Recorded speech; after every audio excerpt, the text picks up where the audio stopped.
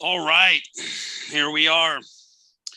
JWC Livestream, Joe's Writers Club, Livestream, JWC Story Autopsy with Ricky and Tom.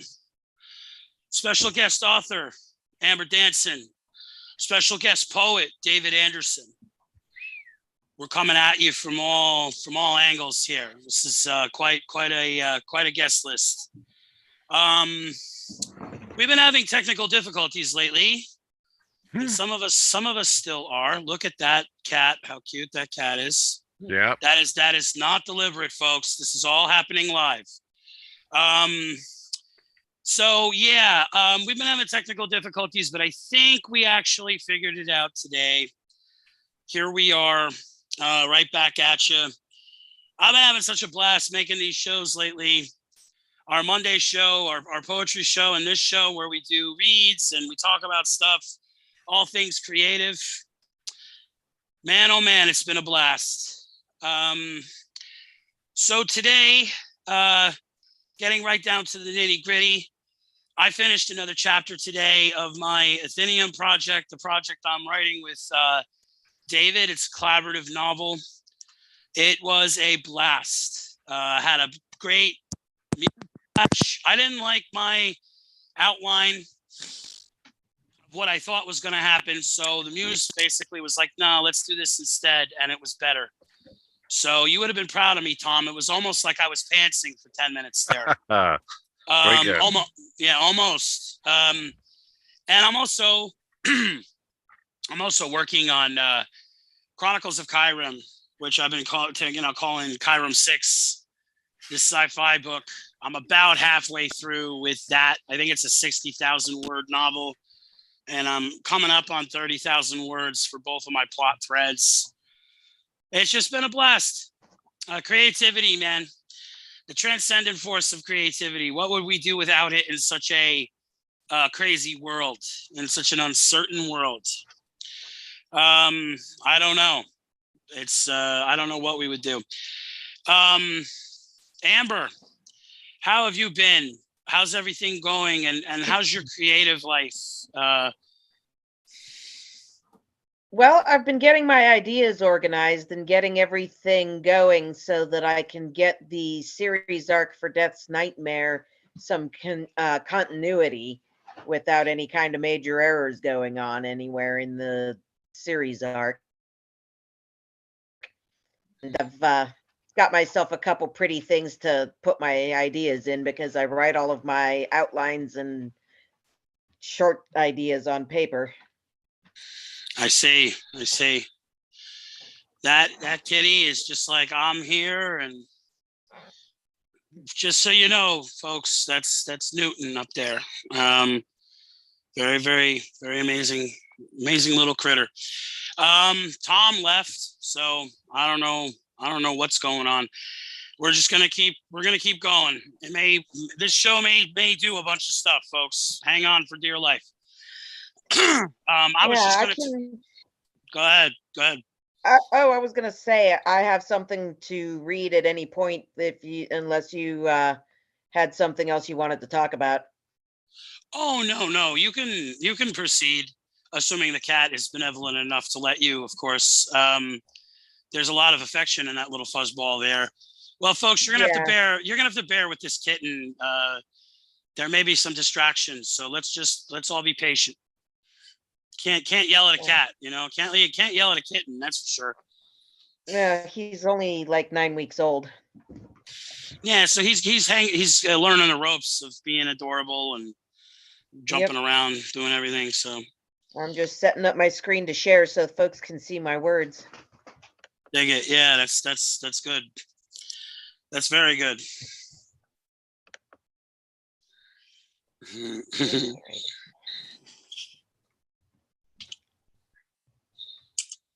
It's not telling me it's sharing, so come on. Hang on. So good. Oh, that's amazing.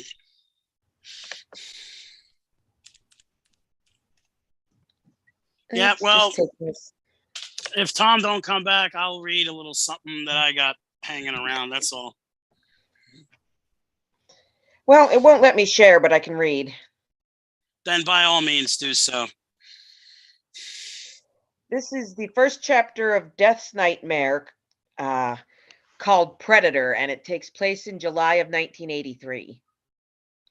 Lieutenant Arlen Spencer scowled at the Chicago Tribune before dropping it on the wrought iron table. Midwest Maniac Still at Large, with the embarrassing subheadline of Police Have No Answers for Frightened Public. Restless fingers traced the whorls and arcs of the tabletop. Was there ibuprofen in the car? Damn headache kept coming back, threatening to chew his skull. He rubbed his temples and growled to himself. 2 serial killers in his jurisdiction, both in his lifetime.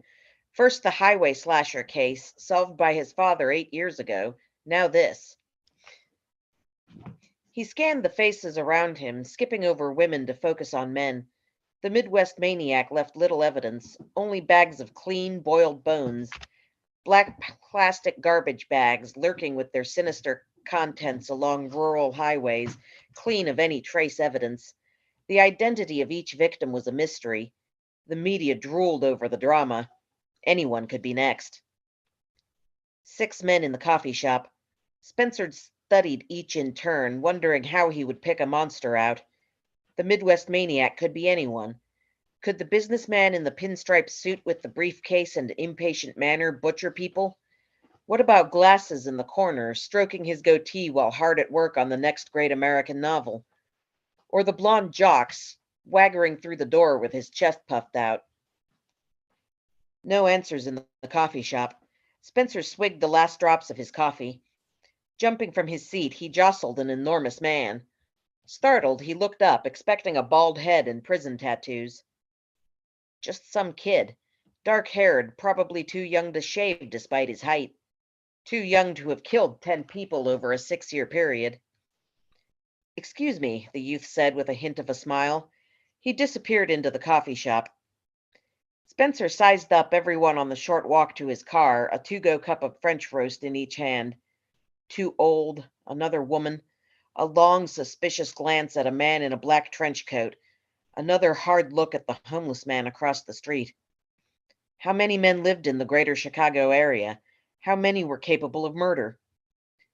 He started his powder blue Buick LeSabre, silently pleading with it until the engine turned over. Looked up. There was that guy again, the tall, buff teen he bumped into, strolling out the glass door with a steaming cup in one hand and a Danish in the other. Spencer rolled down his window. "Hey, aren't you supposed to be in school?" "Aren't you supposed to be at work?" the youth countered with a grin. Spencer grinned back. "Maybe we both better get where we're going, yeah? And don't drink coffee, it'll stunt your growth." He drove off, pleased with the way the boy's laughter blended in with the roar of his struggling engine.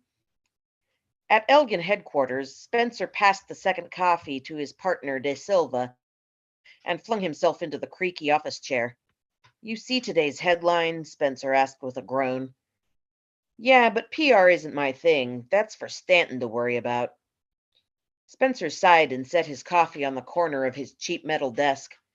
"Anything new on the Maniac case?" "Nope.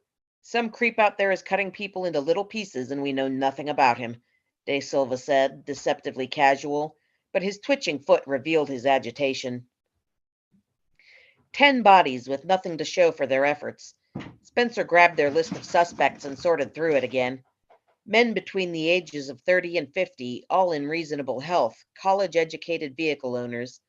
No sense looking into someone who didn't have the means for carrying bones all over the greater Chicago area. According to the FBI profiler, the Midwest Maniac's name would be on this list. The way the remains were spread out, 8 jurisdictions had been hard at work before shop talk in bars revealed they were working nearly identical cases. The Illinois State Police Crime Investigation Unit had been handed the files a few days ago.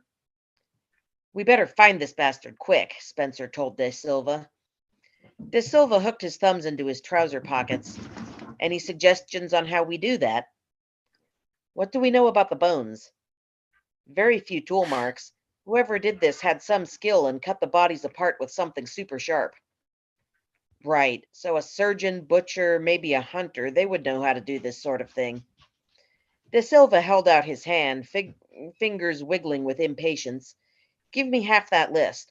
I'll cross off the ones who aren't likely to know how to dismember a grown man without gouging the bones. Spencer obliged, grim-faced. One detail stuck out. Blood staining inside the nick in the head of a femur. Whoever the poor bastard had been, his leg was cut off while he was still alive. Jonathan stumbled when his foot scuffed against the edge of rough asphalt. He found himself on hands and knees, palms stinging. His last memory was of thunder shaking the shuttered cabin windows. How had he gotten outside? The restless sky matched his restless soul. Surly grumbles from the oppressive cloud cover grew deeper. He walked along the verge of the road, reveling in the dangerous edge to the summer evening. The pavement under his bare feet was warm but pebbly. Shoes his size had to be special ordered, though he usually at least had his flip-flops. Why had he wandered off without them? Rain lashed the ground and jagged flashes of light clawed the sky. Wild glee filled him as thunder vibrated through his body. He raised his arms to embrace the sky and laughed while heavy drops pounded his face. Arise, ye sightless spirits of the storm! He shouted Shelley's words in an exultant voice. Jonathan raced, not to escape the tempest, but to run with it. He wanted to arc into the sky like a lightning bolt, or perhaps be struck by one. He needed. The glorious storm died to a dreary shower. Jonathan slowed to a walk, turned, and began the long trudge back to the cabin. He knew what he needed, but couldn't admit it, even to himself. Surrendering to the need meant death. Glaring at the cars as they passed vented some of his feelings. Rain or no, he couldn't blame them for refusing to stop. At nearly 7 feet tall, he was an imposing figure despite his youthful appearance. Red and blue lights flashed behind him. With a sinking feeling, he turned. A cruiser eased to a stop, Illinois state trooper emblazoned on the side. Was he in trouble? Jonathan raised his empty hands to chest level and waited. A staticky squeal undercut a distant rumble of thunder before the vehicle's loudspeaker blared at him. Get in the car, kid, or do you like the rain?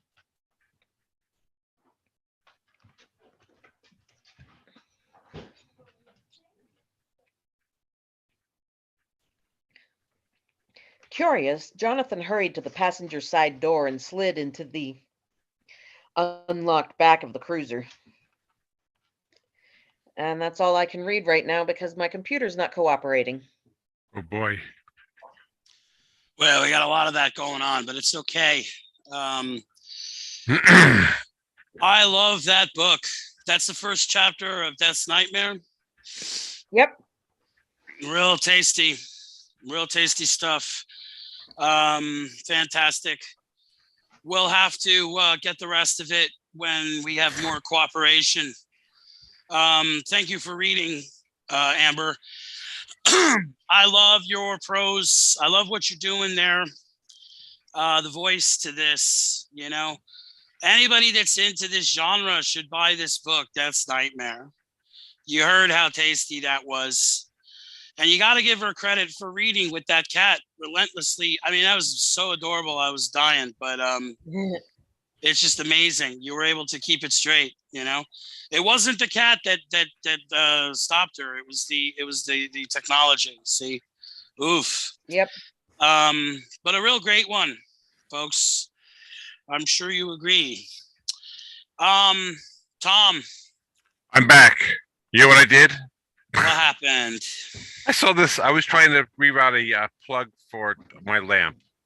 I saw this white plug on the floor. So I wonder what this white plug does. And I unplugged my router. Ooch. Everything went. So. Well, boy. now you're back. Perhaps you could refrain from unplugging things for the duration of the show. At least that long. Yeah, at the very least. So now that everything is flown back together, Tom, do you have anything to read for us? Yes, I do. I don't even have to share. Hold on. Because this is an amazing read show, as far as I'm concerned. It's All right. relentless kitten attacks and technological collapse. I mean, Yes, it's like horrendous time. but it's Anyway, amazing. I have the last part of chapter 2, Night of the Inferno. All right, my Varma story where Oh yeah. O'Hara has been asking questions about history. So I'll pick it up where we left off. Give it to us. Yeah, that's great. All right. There were very few manuscripts and scrolls that exist from the deep past. To begin, there's always been a bit of a population problem in Varma as a whole. Too many people, too few. A quick history of Varma then. Long ago, a great darkness fell upon Varma. Then a great fire burned every bush and tree to the ground and dried up all the lakes. Clouds enveloped the globe, and a thick sheet of ice covered the ground. Most of the people and animals perished. There was a danger that all life would become extinguished. The lore masters called this time the Great Inferno, a time of great cataclysm and uncounted dead. Lucky for us, the gods like Varma. The gods took it upon themselves to ensure that the world would always have people in it. They did this in two ways. First, before the darkness and the ice overcame, only stone elves lived in Varma. They were and are a very hardy race, but not one that reproduced fast enough for the gods.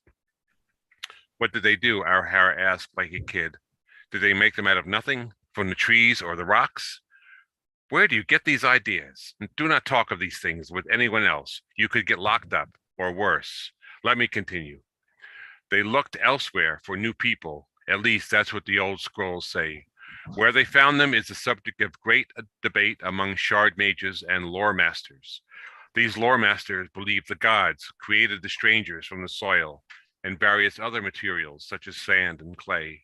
Shard mages believed all strangers were and are from some other place beyond this one. Kidnapped? That's one way to phrase it. Some even believe that they came from one of the stars in the night sky and a world accompanying that star. No matter how it happened, strangers began to arrive in great numbers as the darkness began to ebb. They went to every land, from Enderma to the Shattered Bracelet to even the Forsaken Lands. It was fortunate that men and stone elves were compatible. That one factor ensured the survival of the original people in some form on Varma. That wasn't enough for the gods. They had grown bored with having elves and men abroad in the land. There was no variety. Some of the gods used their great influence to pull new peoples from somewhere. Thus came the Navarad, the great giants of the Rian Mountains, the Vykalan dwarves, and the Woodlar. What about the Iridan and the goblins? Asked Shirella, sitting with Start. Yes, the goblins. I've been trying to forget about them and their cousins, the gargoyles. Well, I would say that they sprung from the stone elves. They may have crossed with some people no longer living in Varma. They've always been here, and they aren't people at all. I don't like to think of my ancestors breeding with some kind of strange race and producing goblins, said Shirella. No, neither do I. That's why I'd sooner forget about them. What of the Iridan? Do they also spring from these stone elves? Asked Shirella. No, and I always thought they came from anywhere.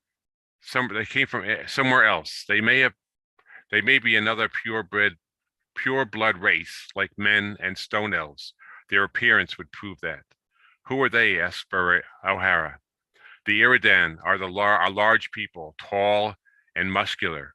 They have a slightly gray tinge to their skin. Of all the peoples of Varma, they have stayed in Islak. They don't or won't leave their homeland. They never leave Islak, said Shirella. They're the best warriors in all of Islak, but they make every effort to stay neutral in all disputes.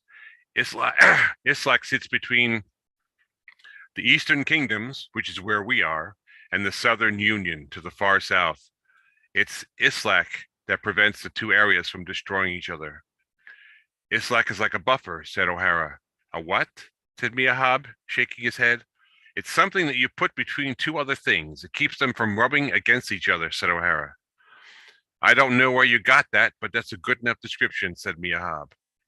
They also sponsor the best rounders tournament in all Varma, said Shirella with a smile. Miyahab shook his head, sighing. I'll never understand the fascination with that sport. Hitting a padded sphere with a stick and running a great circuit while half a dozen others scramble after it. It seems like a waste of time and effort. You should come with us to the tournament when the greening begins. No, thank you. Where was I? Oh, yes. That should make 6 different races, not counting the goblins and the gargoyles. Since the time of the Inferno, the shards are among us. They are true proof of the existence of the gods. Try to leave your shard behind one day, O'Hara. Why, what happens? Before you could set foot out of town, it will be among your travel possessions. You can never lose it, and it will never leave you, at least while you're still living. Well, that's a short version of Varma and its history, but entails most of what you need to know. The rest will come to you as you travel and meet new people. By the way, I have something for you. The mage opened a small ledger bound in gray skin. He took out a small pamphlet. This is a child's history of the Eastern Kingdoms. Simple language and easy to understand. Any more questions? Asked Shirella. One more. Okay, she said. Why do you live in a house made of black stone? Shirella smiled and looked at Miyahab. He shrugged. It's not stone, O'Hara. It's actually made of ice. Black ice. That's the end of chapter 2. Well, I mean, who doesn't love Shirella Varma? Great fantasy voice. The concept that the gods were just bored with creation as usual, and they just decided to do the planescaping thing and start mishmashing people from other dimensions. Not other dimensions, other worlds. The 6 races on there on Varma, only the stone elves are native. All the others are extraterrestrial. I love how it's like a cosmic melting pot, you know? Yep. Must be. The Iridan, the Islaki, are actually, I put a little joke in there, they're Vulcans. Oh. So, Well, we could always use those. But I don't come out and call them that, but that's what they are. Pointy ears, logic and all. Well, yeah, I mean, Vulcans have the trope for people who aren't familiar with Star Trek. They're like, oh, the space elves. So I was always wondering when there would be logic elves in some fantasy thing. And I guess we have our answer, you know, because it's like you swap one to the other. It's a tasty voice, Tom. I mean, if we could hear some more of that book some other time. We're still pretty. So every Thursday, I could give you. I can do some anyway. So go ahead. We're still pretty what? Well, it's still pretty early of a show. So Amber, is your computer still like, no, definitely not? Would you be able to finish reading that chapter, or is it like it's over with? Let me see what it does when I try, because it was giving me issues, so I closed the document. Yeah, sure. I can't help it. I'm sorry. It's great. Yeah, that's Newton. Everybody in the house is stupid in love with him. Makes sense. He's fairly adorable. Can't help but chuckle at the antics of such an animal. Yeah. You know? Yeah. So no dice, huh? It's loading. It's just taking it a second to load. There we go. Now Jonathan just got into the back of the cruiser, raking his longish dark hair out of his eyes. He gave the trooper a grin that faded into puzzled recognition. Hey, you're that cop who told me coffee would stunt my growth. Big and square-jawed, the trooper gave him a sharp glance. Huh, small world. I'm Lieutenant Spencer. You got some sort of ID? No, I'm sort of lost. The sharpness melted into sympathy. You a runaway? Couldn't help but notice you've got no shoes. Half a smile curled Jonathan's thin lips. Believe it or not, I'm over 18. No, I'm a drifter. My folks are dead. We lost everything in the fire. A version of the truth. It netted him the required sympathy. Sorry to hear that. How long you been living rough? 6 years. Any family I can take you to? Friends? Grandparents and 2 aunts, but I can't taint them with the darkness inside me, Jonathan thought. He shook his head. It's not so bad, you know. Finding a place to sleep isn't that hard. You don't gotta put on a brave face. Looking at the summer bright scenery flashing past the window made a pleasant diversion. Was a reply necessary? He only wanted enough sympathy to be left to his own devices. He had been taking care of himself since he was 14. Maybe I can help you get your documents. What's your name, kid? Jonathan bit his lip and swallowed hard. Only 2 identities were available to him, and only one that did not carry the stain of the past. Nathan Abernathy? All right, come on to the station with me, then. My partner and I need something to do. A small, incredulous laugh huffed out of Jonathan. With a serial killer loose, you're seriously looking for something to do? Yeah, I seriously am. A peculiar chill seeped into his skin, raising goosebumps. Do you know who's investigating that, then? My department, my case, doing what I can. That must be rough. Grumbling to himself, Spencer rubbed a hand over his dirty blonde buzz cut. First it was the highway slasher, now this. No wonder I haven't been sleeping. I'm sorry, Jonathan blurted before he could stop himself. Not your fault. But it is. He shook his head. Anything I can do to help? Nice offer, but we got this. Spencer sent a suspicious glance in his direction. You sure you're not a runaway? I'm not going to send you back to a bad situation, you know, but life on the streets is rough. You look 15, 16 at most. I'm sure. I turned 21 a few months ago. Spencer dropped the matter. After all, he didn't appear to be much older than Jonathan himself. They made it to domestic relations in Chicago shortly before the close of business, scoring a form for Jonathan to request a copy of his birth certificate.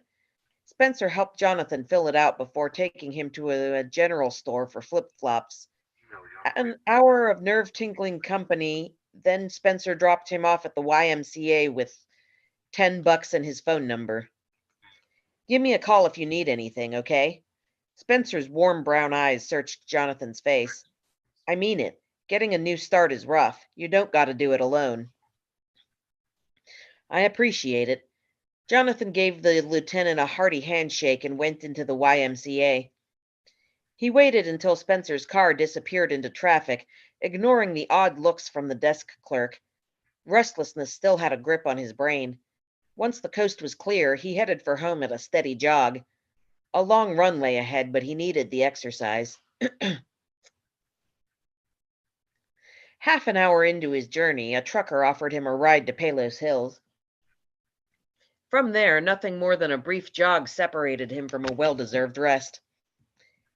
Thick trees formed a tunnel of darkness around the seldom-used road. He kept to the middle to avoid any errant branches. The black shapes of limbs against the charcoal gray sky strained his eyes, but he knew the way.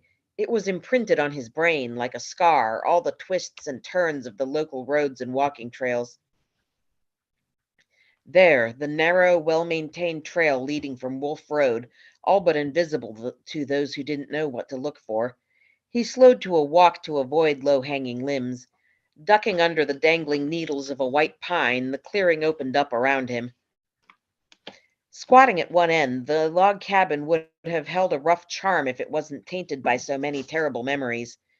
A one-story structure with 2 bedrooms, built off the grid, with solar panels on the roof and generators to one side. 2 sheds stood in the back, several yards from the house. One was small and roughly built, housing tools for yard work and maintenance. The second was better constructed and twice as big, intended for butchering. Sheltering a heavy wooden trap door, this shed seemed to echo with the screams of the dead every time he entered. Jonathan shook his head. He focused on the cool dimness inside, a refuge from the summer sun. He pushed the door open, focusing on the limp carcass of the turkey he'd shot early that morning. Cleaning the bird was a matter of quick practice. The scraps went into a metal bucket, which he carried to the cabin. Whistling Tchaikovsky, he flung open the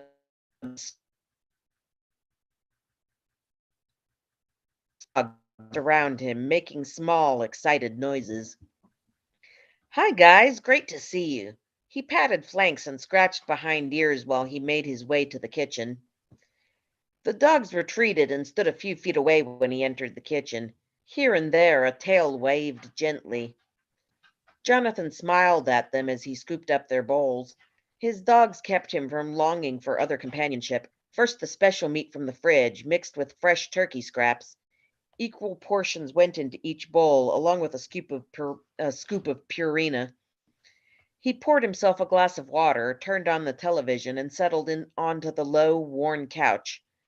Missy, the Rottweiler, jumped up beside him, laying her head on his leg with a sigh.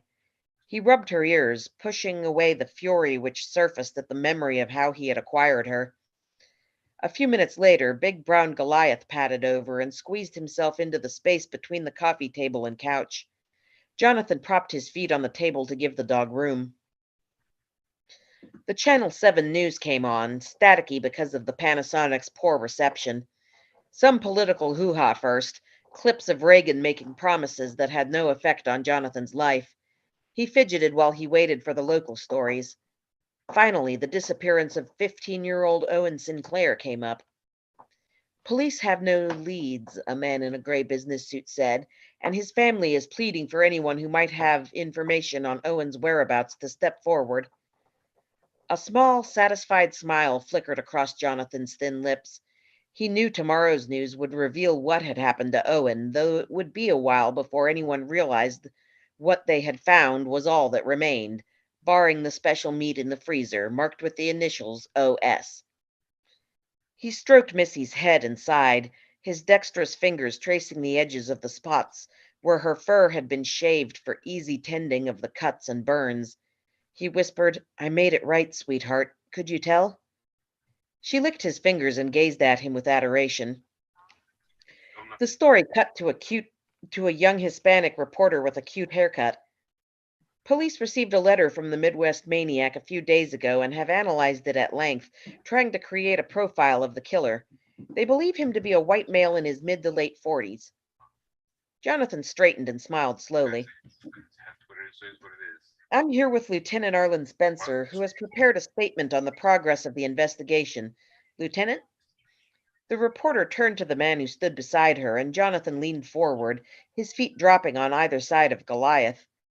There he was, the man tasked with finding Jonathan. "We have a task force working around the clock to find this guy," Lieutenant Spencer said. "He's arrogant enough that he'll make a mistake eventually." "What did the letter say, Lieutenant?" "The usual things you'd expect from a psycho. Taunts and egoism, threats and narcissism. We're not dealing with anything that hasn't been seen before, and we have all that with the tools we need to find him." Jonathan snorted, amused. The letter had been a diversion, nothing more. Calling him a psycho? Such a transparent ploy to provoke his temper. "That's all I have to say at this time. Thank you." The lieutenant turned on his heel and strode off camera before the reporter could reply. Jonathan rubbed Missy's ears and stared into the distance, a playful mood riding him. "I think it's time I paid a little visit to the good lieutenant. I bet that'll perk up his day." And that's the end of chapter 1. Fantastic voice, Amber. I love what goes on there. The way that this guy has these pets, they love him. His just matter-of-factness around the house, typical day situation. And then he sees the media interface on the television, which is always the highlight of the serial killer's day. is when they're watching and seeing what the police know, what the police are doing, how close they are to getting caught, how far away is the law. I mean, going all the way back to Jack the Ripper, that's uniformity where they love that. It's like there's a dance there. And every single one I've ever read, there's always a question of the game, because they hunt and then they're hunted. So it's kind of like a back and forth. And you got that filled out pretty good, to be perfectly honest. The setup was great. And all that stuff, but that part's laser guided. Between that and how it's written, I'm very impressed. Tom, did you hear that latter part? What did you think of it? No, he's muted now. All right. Well, suffice it to say, it was a great read. Thank you. I really appreciate it. So we had a great show today, folks. We're gonna be pulling it a little early. Got some issues to resolve, but both of those reads were tasty. Head on over to Tom Tiernan's author page. Dwellers in the Shadows is his short story collection. I'll plug for him. This is Amber Danson that you see before you. She just read the first chapter of Death's Nightmare. If you like what you heard, head on over to Amazon, type in Amber Danson or Death's Nightmare and pick it up. Get it immediately. The sequel is right around the bend too, so you have a nice yawning adventure to step into. Well, I've actually got the issues resolved with the paperback of the sequel. As far as I know, it should be available. It's the ebook I'm having trouble with. I see, and that's strange. It's usually the other way around. But they're full of surprises, Amazon. I'll tell you. I guess we shouldn't disparage them. Speaking of Amazon, oh, I'm sorry. You were saying? Oh, I was just agreeing with you. So head on over to your Amazon app and type in Babeltron, or Richard Andrew Olkis, the author name. Check out my books I got on there, but I got one. It's a cyberpunk novella, Babeltron. It's real tasty. Go check it out. They make good presents, folks. Independent authors struggling, care about creativity, full of soul. You'd be doing yourself a good thing for your artistic karma points, as it were. Or at least that's how I reckon it going into the holiday season. It was a great show. Thanks, everyone, for tuning in. We're going to ratchet it in tighter, we promise. But I still think it was great. I love getting together with these people and hearing these reads. And we'll talk to you soon. Take care, everyone.